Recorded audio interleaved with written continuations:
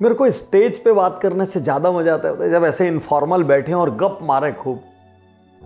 पता है सबसे ज्यादा क्या चीज फेल होती है?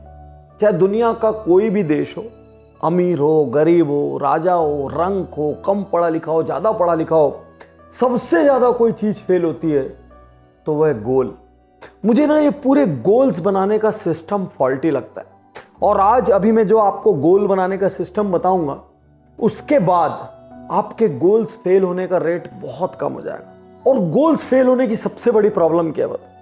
जब गोल फेल होता है ना तो हम लोग निराश हो जाते हैं। हमको अपने मन के किसी कोने में लगने लग जाता है कि हम कमजोर हैं, हमारा विल पावर नहीं है। हम धीरे धीरे उसको स्वीकार करने लग जाते हैं, उस लेवल को, मानो हमारे में वो योग्यता ही नहीं है, और हम वैसे ही हो जाते हैं। और ये गोल बनाने का सिस्टम फॉल्टी क्यों है? हम लोग कुछ भी नंबर डाल लेंगे हैं, बिजनेस का टर्नओवर इतना होना चाहिए, लाइफ में ये करेंगे, इतने देश घूमेंगे, इतना स्टाफ होगा, इतना टर्नओवर होगा। हम ये नहीं सोचते यार कैसे होगा, उसके माइलस्टोन क्या होंगे। मतलब हमने एक ऊंची बिल्डिंग बनाना शुरू कर दिया लेकिन नींव बनाई नहीं, तो भाई नींव नहीं रहेगी तो बिल्डिंग कैसे टिकेगी। कई लोग बड़े बड़े गोल्स बना के क्या सोचते हैं, हम तोप हैं। लेकिन आप जो गोल लिखते हैं उससे आप कभी राइज नहीं करते। आप जितने आपके पास सिस्टम्स होते हैं उन सिस्टम से आप राइज करते हैं।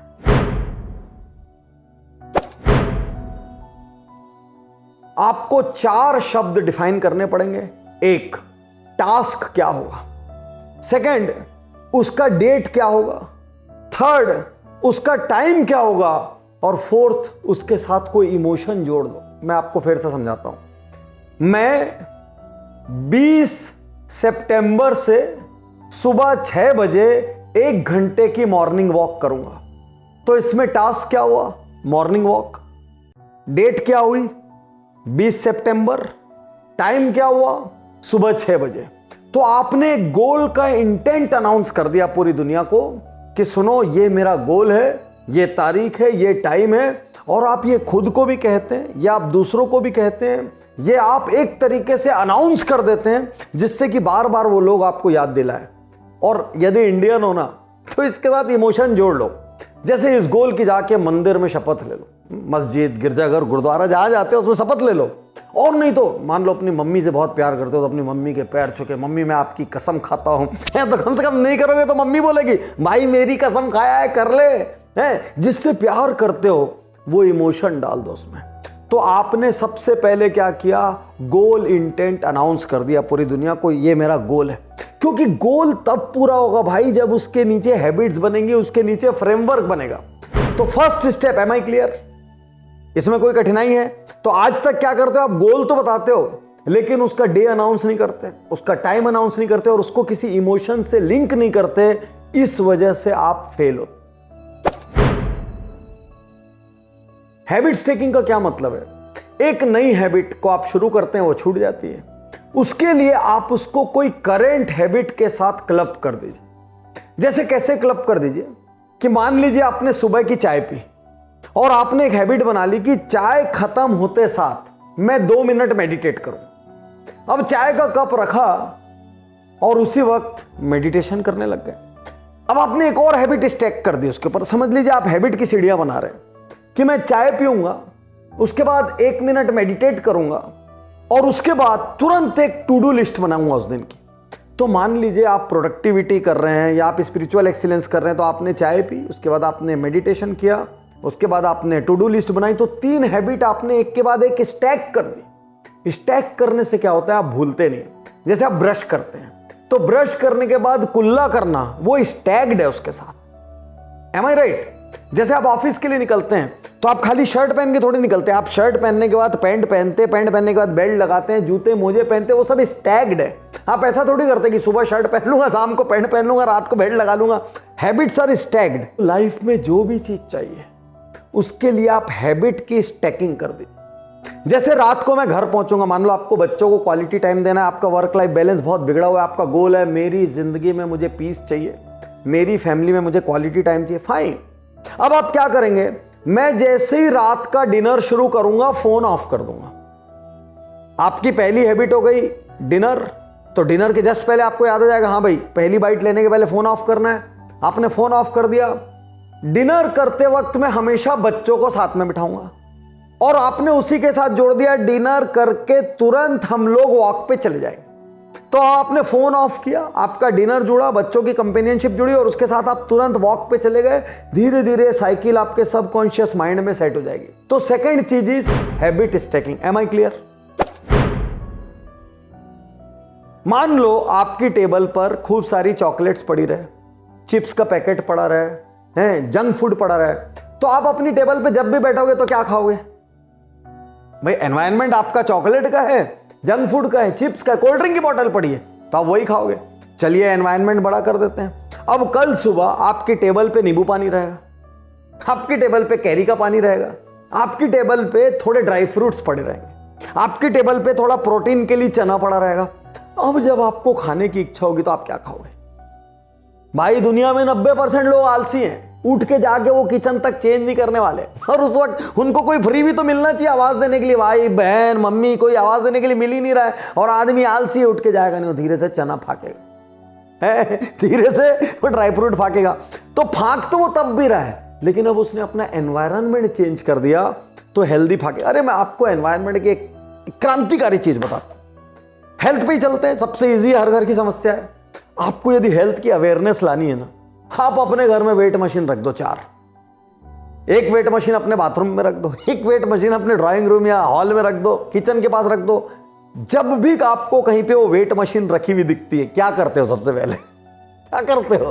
तुरंत उसमें खड़े हो जाते हैं, और ज्यादा वजन आता है तो चुपचाप निकल जाते हैं, किसी को नहीं बताते, और कम वजन आता है और और क्या दिखा रहा है मेरा वजन।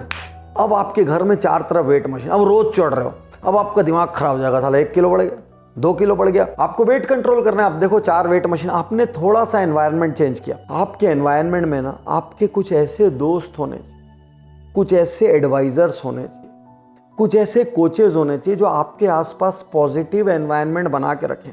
हमारे आसपास सब प्रकार के लोग रहते हैं। कई लोग जिंदगी के लिए बहुत कैजुअल रहते हैं, वो 10 बजे टाइम बोल रहे हैं मतलब 12 बजे आएंगे, वो सुबह 6 बजे 8 बजे उठूंगा बोल रहे हैं, वो 1 बजे उठेंगे, वो रात को बोलेंगे 9 बजे सो जाऊंगा, वो 2 बजे सोएंगे। वो सब उल्टा करते हैं, उनको जिंदगी के लिए कोई सीरियसनेस नहीं है। लेकिन यदि आपके आसपास एक ऐसा एनवायरनमेंट है ना अचीवर्स, मैं आपको बता रहा हूं जितने भी लोग बिजनेस ऑडिट या बिजनेस गुरुकुल जैसे हमारे बड़े बिजनेस कोचिंग प्रोग्राम्स करते हैं, वो हमेशा लर्न करने के लिए नहीं करते हैं।